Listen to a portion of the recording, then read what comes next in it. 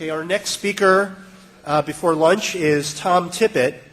Tom Tippett founded Diamond Mine Incorporated and designed that company's baseball simulation game until he sold the company to Imagine Sports in 2006. He currently serves as Director of Baseball Information Services for the Boston Red Sox. His main research interests involve the study of play-by-play and pitch-by-pitch data for the purpose of improving simulation models, optimizing manager strategy, and evaluating player performance in all skill areas. So thanks a lot, Tom. Appreciate having you.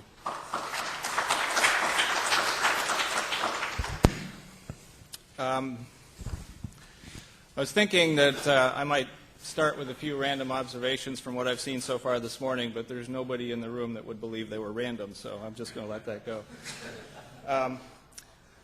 This talk is, in my view, more about the thought process than the specific technique that I'm going to talk about today. When I began this line of research a while back, I sort of had an idea of what answer I might find at the end of the road. It turned out that that's not where I ended up. There were a couple of twists along the way, and I found that thought process actually more interesting than the specific tool that I built to try to answer this question. There's a lot of baseball analysis, or analysis of baseball in-game tactics that relies on the comparison of expected runs before the tactic was employed and the expected runs after the tactic was employed, or possibly the probability of winning or the probability of scoring a certain number of runs in the inning before and after. This has been used quite frequently to evaluate sacrifice bunting, stolen bases, trying to take extra bases on hits and fly balls, a lot of other situations like that. The analysis, this type of analysis, though, tends in some cases to lead you to the conclusion that certain tactics should never be used, and yet they're used anyway. So there's a disconnect there, and I was trying to figure out if there's a way to reconcile those two things. I'm going to spend a fair amount of time talking about the sacrifice bunt today, in part because that's what triggered this piece of research in the first place. I was rereading for the nth time sections of The Hidden Game of Baseball, a terrific book from the 1980s by Pete Palmer and John Thorne. And there's a section in there on game tactics, and they basically destroyed the sacrifice bunt. They said it's a bad play, that the potential run value is always lower even after a successful sacrifice, that the tactic should have gone out of the game completely with the introduction of the lively ball 60 years prior, except in certain very limited situations, that you simply cannot give up and out. It's just bad strategy to give up and out. Now, this kind of got my attention because it seems to me the whole field of sabermetrics arose because a certain group of people like Bill James and Pete Palmer and Dick Kramer and several others decided that they would take some objective approaches to try to challenge some of the conventional wisdom in baseball that they'd witnessed over their lives.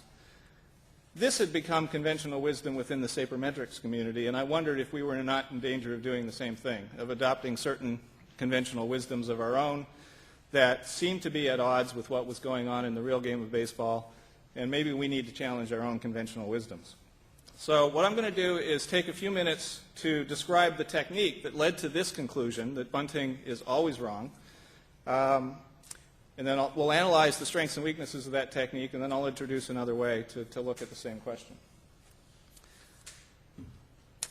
So the fact is that even in today's game, even with a designated hitter, with pitchers not hitting in the American League, there are 500 or 600 successful sacrifice bunts by position players every year, and several hundred other attempts that fail, either because the batter bunted the ball foul, and then they took the bunt off, or because he bunted into an out or popped it up or something like that.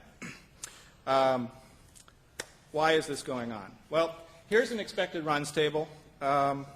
Basically, we're looking at the 24 possible combinations of base runner locations and the number of outs. And for each one, we're identifying empirically from real-life data how many of these situations led to an additional 0 runs, 1 run, 2 runs, and so on up the board. And we can calculate how often these situations arrive. We can calculate the average number of additional runs are scored after this situation comes up. We can calculate the probability that at least 1 more run was scored, probability that at least 2 more runs were scored. The row that I've highlighted in red is the case where there's a runner on second with one out. This happened 2,822 times this particular season. That's 3.1% of all situations. An average of .696 runs were scored from that point on in the remainder of those innings. And there was a 39.7% chance you'd score at least one run and a 16.7% chance that you'd score at least two runs or more. We can analyze tactics using these values. If you've got a runner on first base and nobody out, the expected runs is a little less than 1, it's .923.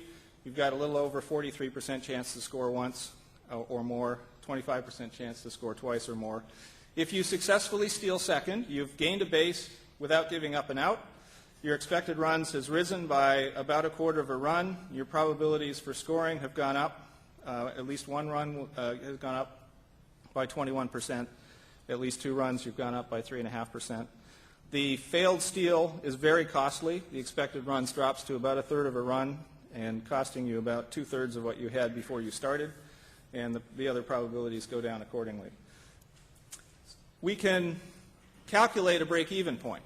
If you've got a 60% chance to succeed, your gain is 60% times 0.26. Your loss is 40% times 0.62. That's a net loss of about a tenth of a run. At an 80% success rate, you've got a gain of about a tenth of a run. We can calculate with a little bit of algebra. We're just trying to equalize the probability of success times the value of success, probability of failure times the value of failure.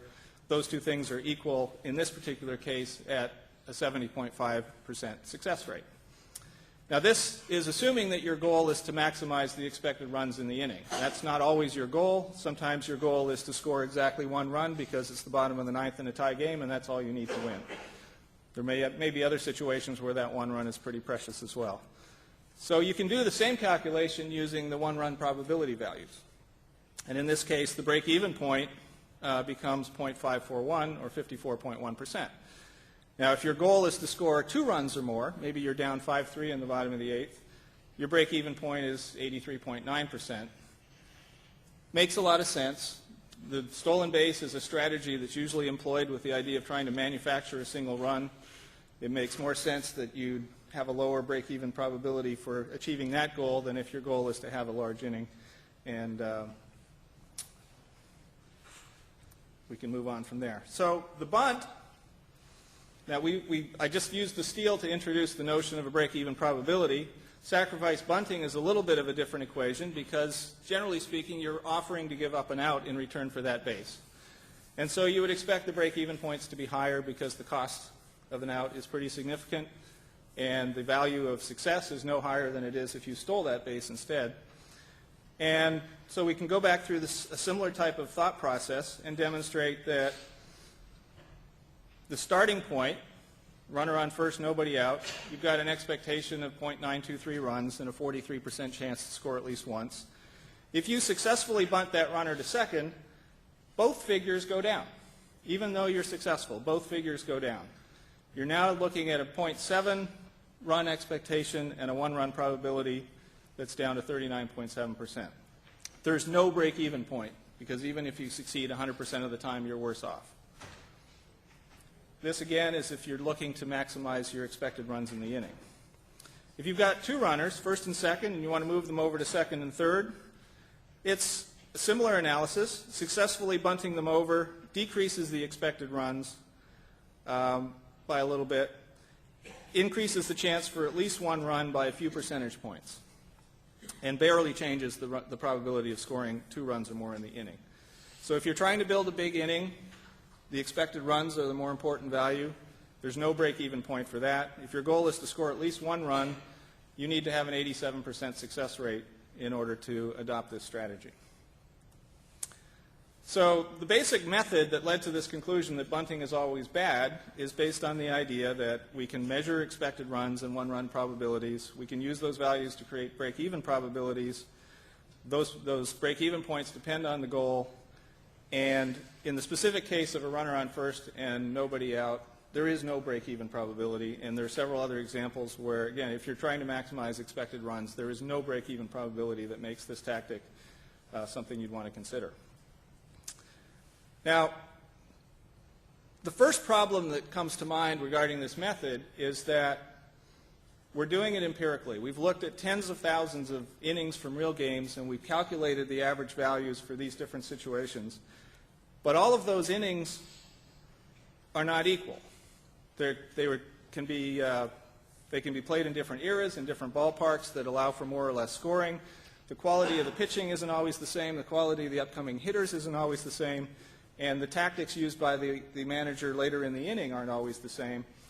We're using average values based on a large number of diverse situations, and the specific situations where bunts are actually employed may be different enough from the average that you can justify the tactic based on those specifics. So let's take a look at a way to investigate that. I'm going to skip over this because I more or less just said that. I decided to build a tool for doing expected runs analysis in a very specific context. And I called it lineup-dependent expected runs analysis because I was focusing really on the sequence of upcoming hitters, but it's really more general than that. We need a way to figure out what the impact is on the game of all of the different events that can occur.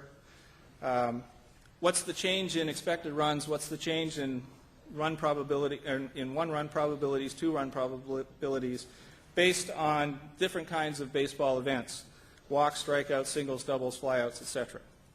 Once you know what the impact of each of those events is on these various metrics, you can determine, you can separately determine the probabilities that each of those events would occur in a given context, apply those events to the game state, and essentially build a big probability tree, and then calculate the weighted value of the end states of that tree, and come up with expected runs values and end run probabilities for that specific era, ballpark, pitcher, sequence of hitters, given the tactics that you're trying to employ.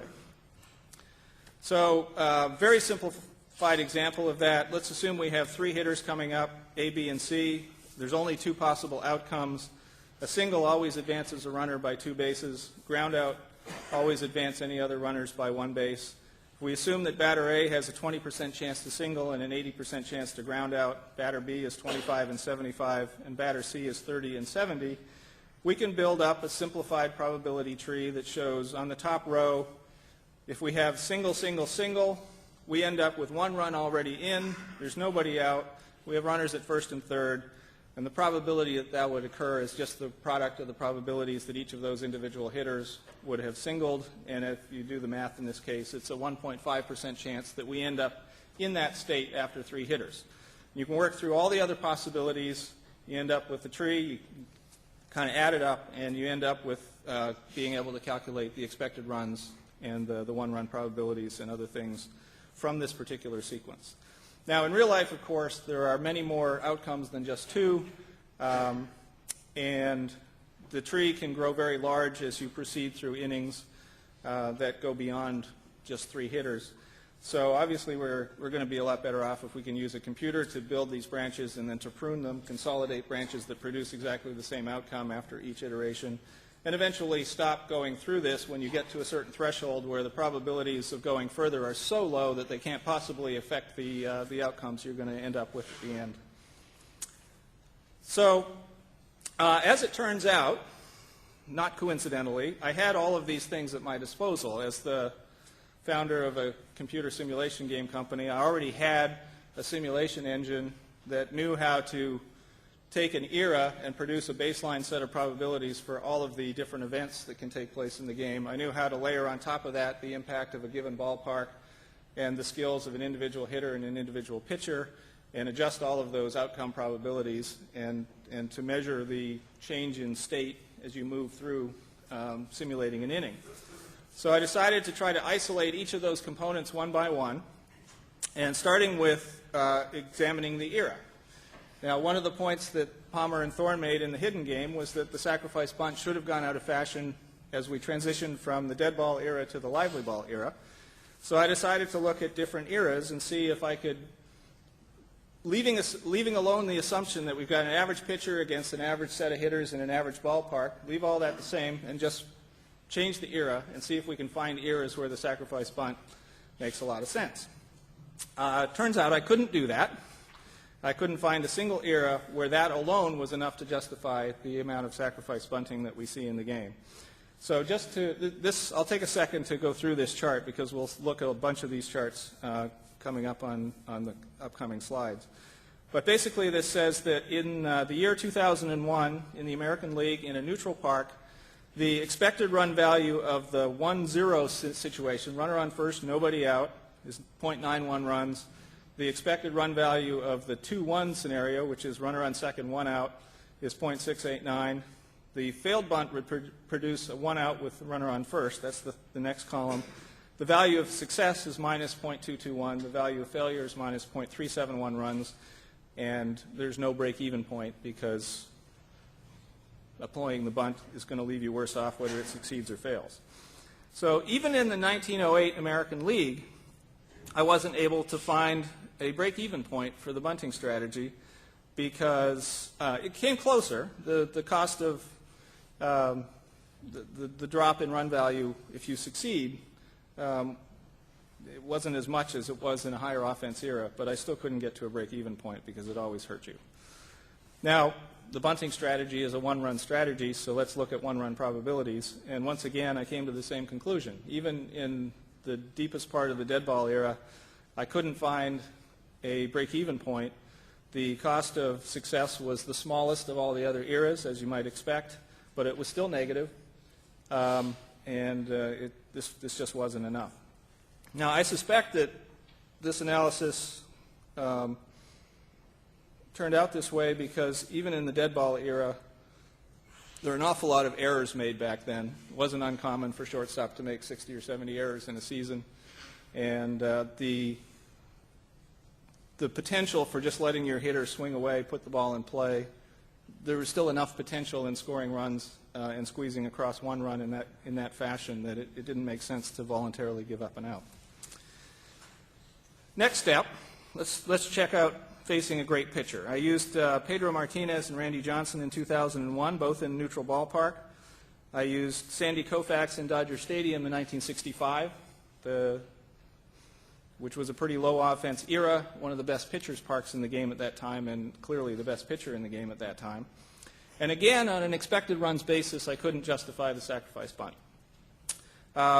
Playing for one run, however, it started to show up. With Randy Johnson in a neutral park in 2001, I found that there was a positive expected run value. Swinging away against him was not a strategy likely to produce great results. Laying down a bunt against him actually gave you some opportunity to increase your one-run probability. But you still needed a very high expectation of success in order to justify bunting against Randy Johnson. Sandy Koufax in Dodger Stadium, same story. Of course, in that environment, even if you bunt the runner over successfully, you're still going to be struggling to score that run. And I think that's one of the dynamics that's going on here. Even when you make it a very run-scarce environment by changing the era or putting him in a great pitcher's park or putting him up against a great pitcher, bunting the runner over improves your chances of getting that runner to second base, but you're still going to have a tough time scoring that runner. What if the scheduled hitters are weak?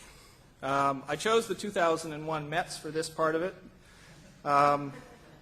They were not the worst offensive team in the National League that year, but they were in the bottom quarter in batting average and on base and slugging, so they seemed like a pretty good example. I've listed the names of the opening day lineup.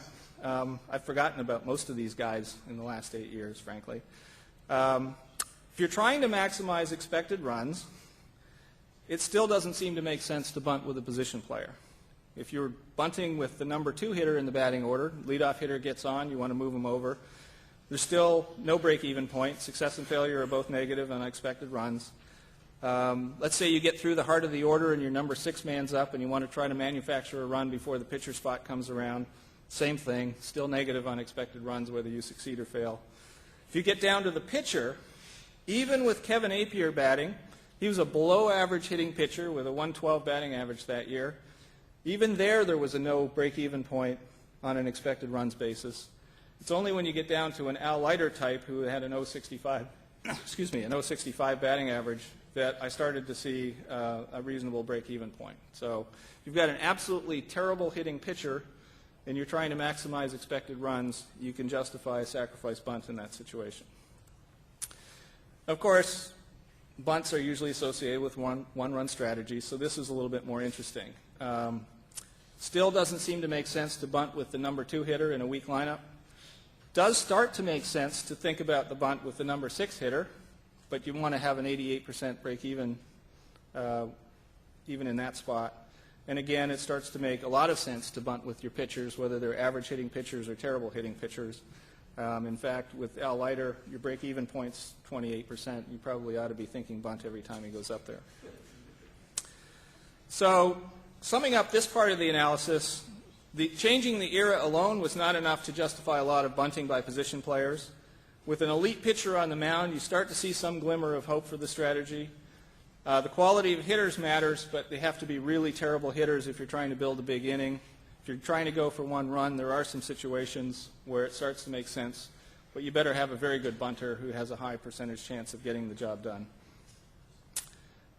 Still not enough, in my opinion, to justify the hundreds of sacrifice bunts we see in the American League in a DH era when offense is high. So there's a second key assumption in this basic success-failure model, and it's that they always assume there are only 2 outcomes. So when people do this kind of analysis, they choose one particular type of success, they choose one particular type of failure, they assign probabilities to those, they assign values to those, and they calculate the break-even points. But anybody who's watched baseball knows there are lots of other kinds of outcomes of a sacrifice bunt attempt. As I said before, you can miss a couple of bunts and then have to take the bunt off because you're behind in the count. You can pop the bunt up and give up the out without advancing the runner. You can bunt into a situation where the lead runner gets retired. You could bunt into a double play, or you could bunt for a single or bunt and have the defense make an error that allows you to get both a base runner, an additional base runner, move a base runner, and not give up the out. So this is just a recap of these other situations. And it turns out that position players, when they bunt, reach base via hit or error more than 10% of the time. And these values, that's not a high probability, but it's not insignificant. And these outcomes have tremendous value. And it turns out that bunting into a double play is an extremely costly outcome, but it almost never happens when a position player is bunting. So the net effect of this is that the value of success and failure that we're using with the 2 outcome model don't capture these additional outcomes and the significant value that they have. So turns out the value of success is higher than that basic model would suggest because the hit and error outcomes are both fairly frequent and really valuable, and the other negative outcomes, especially bunting into a double play, are very, very rare. And that shifts the equation just enough to make this a little bit more interesting. So one way I decided to look at this question was just to look at all of the innings in which a leadoff hitter reached first base, and then look at the tactics that were used by the number 2 hitter in those innings. Now, this isn't a great technique, which I'll talk about in a minute, but it was interesting that when the second hitter engaged in no special tactics, we scored an average of .933 runs and had a 43% chance for at least 1 run. When the leadoff hitter attempted to steal while the second hitter was up, the expected runs dropped to .847, but the 1-run probability rose to 48%. When the second hitter attempted to sacrifice bunt, the average runs was .932, hardly indistinguishable from the state that we were in before that tactic was employed, and the 1-run probability rose fractionally. Turns out the other positive bunt outcomes were enough to make sacrifice bunting look like a valuable tactic. I mean, there wasn't a big difference in your overall scoring during that inning whether you bunted or didn't bunt. Now, the reason I said this isn't a great technique, it's not really that conclusive, is that chances are the manager is going to choose to bunt with the second hitter under very different circumstances from which he's going to swing away. It's going to depend a lot on the quality of that second hitter. It's going to depend a lot on the quality of the hitters coming up. So to a large degree, the manager is choosing, hopefully, optimal situations to use each of these tactics. and it doesn't necessarily allow us to isolate the effect of using that tactic in all situations. What I did was go back and use this basic two-outcome analysis, but I changed the values of a success to be a weighted average of the values of the different kinds of successes that you can have. Did the same thing for the failures, and then reran the numbers. And it turns out that if you do that, looking at the goal of scoring at least one run, you now get a break-even point of 97% when you're bunting with the number 2 hitter in the lineup. So this is not enough to convince me to start bunting a lot with the number 2 hitter, because nobody bunts that well. The average major league hitter gets the sacrifice, gets the runner over successfully 86 or 87% of the time when he gets the ball in play. If you allow for all the bunts that are fouled off or bunted through, the overall success rate on a sacrifice bunt attempt is really around 57% for both position players and pitchers, with pitchers being slightly better at that. So if you're looking for a 80, 90, 95% success rate on a bunt attempt, you better have one of the best bunters in the history of the game. And I doubt that Alfonso was that player. So generally speaking, you're better off swinging away with the number 2 hitter. Once you get down to Jay Payton in the 6th spot, however, the break-even point drops to 76%. So if Payton's a good bunter, you can start to think seriously about using the sacrifice bunt to that position in the batting order. You get down to the pitcher spot, and it's pretty easy to justify using the bunt with those types of players. Now, the pitcher success, or the break-even points for pitchers didn't change as much as they did for position players, primarily because pitchers, when they bunt, do not produce the same frequency of positive outcomes. They don't bunt for hits or bunt for errors nearly as often as position players do. So the equation didn't change very much for them. So just to wrap up a little bit, the simplistic approach of using one positive outcome, one negative outcome, and generic run values, I believe, leads to the wrong conclusion. I think if you start looking at lineup-dependent run values and start accounting for multiple outcomes, and the multiple outcomes is actually by far the more important piece of these two adjustments, you can start to do more correct evaluation of different tactical situations, and specifically with the sacrifice bunt, I think you can start to justify the relatively low rate of bunt attempts that major league managers use with position players. I mean, I'm not trying to argue you should be bunting all the time by any means. Major league managers only use the bunt about 6% of the time with position players. And I think I've come to the conclusion where I feel that that's probably about right, especially when you start considering some of the game theory aspects of it. I mean, if you've made it clear to the rest of the industry that you're never going to bunt, you make life so much easier for the defense that you're decreasing your opportunities to succeed by hitting the ball away. You're not forcing the third baseman to play close. You're not giving the first baseman a decision to make. There's just a lot of things you're doing to make life easier for your opponent if you abandon the strategy altogether. I don't have time to go through it today, but the same technique we can use for evaluating intentional walks with a slugger like Barry Bonds in his prime, or 10 years past his prime, as the case may be. Walking the number 8 hitter to get to the pitcher, whether it's a good gamble to take an extra base on a hit or a fly ball in different game situations, whether to use the hit and run, that sort of thing. As I said at the beginning, for me, the most interesting part of this journey was getting to the point where I realized that simply using lineup-dependent run values wasn't enough. The unexpected piece was that you had to introduce the additional outcomes in order to adjust your success and failure values. But I really felt that when everything was finished, that it's a much more gray area than I thought it was going to be going in. That certainly for 20 years, everybody who'd been writing about the sacrifice bunt was saying the same thing. It's stupid, it's stupid, it's stupid, don't do it.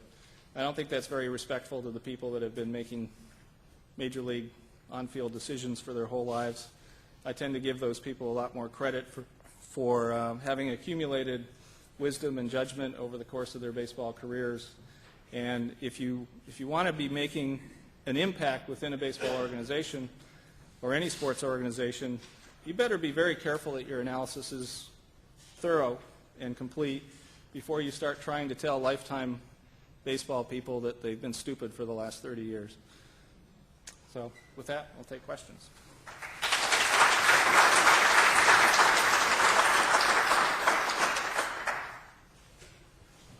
I think you make a very important distinction between the strategies of maximizing your run expectation versus maximizing the probability of getting a run or at least one run. And while I'm averse to do anything that may encourage the success of the Red Sox, it's important to, I think a good next step might be to determine at what point in the game do you switch strategies from maximizing expectations, playing for one run, playing two runs. I think that's a very good question, despite your allegiance to a rival team, as I suspect there is. I think that's an excellent observation, but at the same time, I believe you got to keep the game theory aspect in mind. I think you need to have a mixed strategy so that the other team doesn't figure out that you're never going to bunt in the first 7 innings, but you will in the 8th and 9th. You got to keep them on their toes because a lot of errors are made on bunt plays. I believe there's real value in keeping pressure on the defense by forcing them to play every possible tactic that you might throw at them. You know, if you want to use a football example, you know, the Patriots are well known for adapting their game plan to their opponent every week so that you never know what's coming. I don't think baseball teams do that. I don't think there's as much of a need for baseball teams to do that, but I do think you're making a mistake if you just basically hand your opponent a free pass. Say, we're never going to steal, we're never going to bunt, we're just going to swing for the fences every time we come up.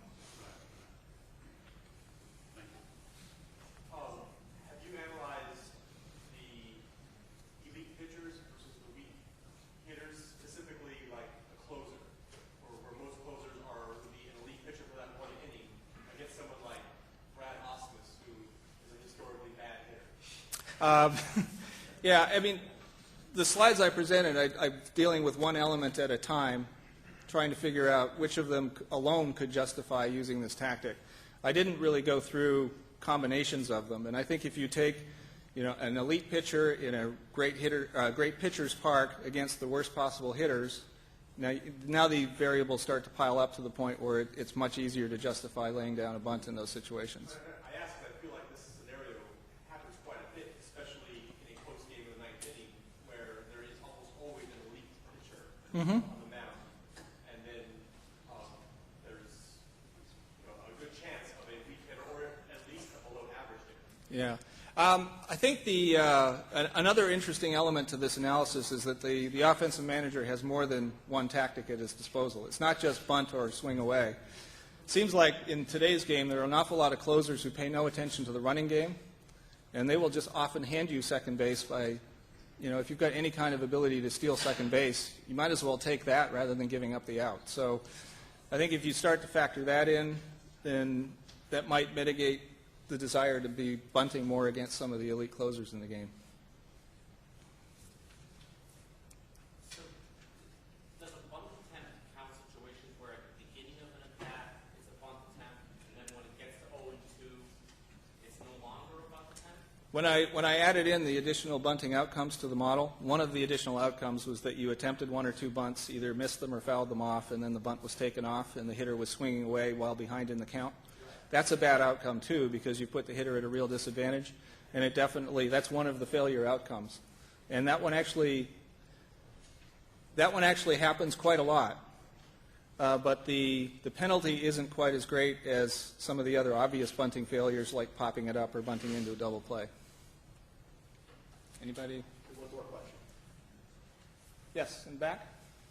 One of the questions I have concerns it almost seems like this has to be kind of like an online simulation run at the time of the situation. And what I mean by that is that it seems to me that if you have that bottom of the ninth, let's assume the score's tied, you need 1 run to win, and the first man gets on blocks. If the second man bunts successfully, then there's a game theory aspect that seems to be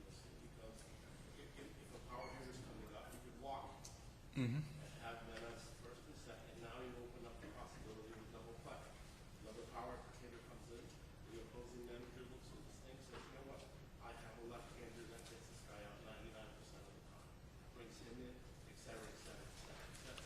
Now, it's like it seems like the fallacy here is that you're using the averages for the outcomes as opposed to modeling those in sequence in a game theoretically. I think that's an excellent question, and I almost had a slide on exactly that. I just wasn't sure I'd have time to get to it. When I was thinking about this problem, I was thinking about three ways to analyze it. One possibility is to do this, have a model where I calculate the expected values given a series of probabilities and values of the events that each of the subsequent hitters could produce. Another would simply be to try to do it empirically by finding a large sample of innings from real life that fit a certain pattern and compare those to another set of innings that fit the same pattern but where different tactics were used. And the third would be to simulate it somehow. And I decided not to go the empirical route because I didn't believe that I could find a large enough sample of truly comparable innings where different tactics were chosen, especially when I was trying to isolate the effect of the era, the park, the pitcher, the hitter, and so on. The calculation approach, simply adding in the additional successes and failures, made the model a little bit more complicated.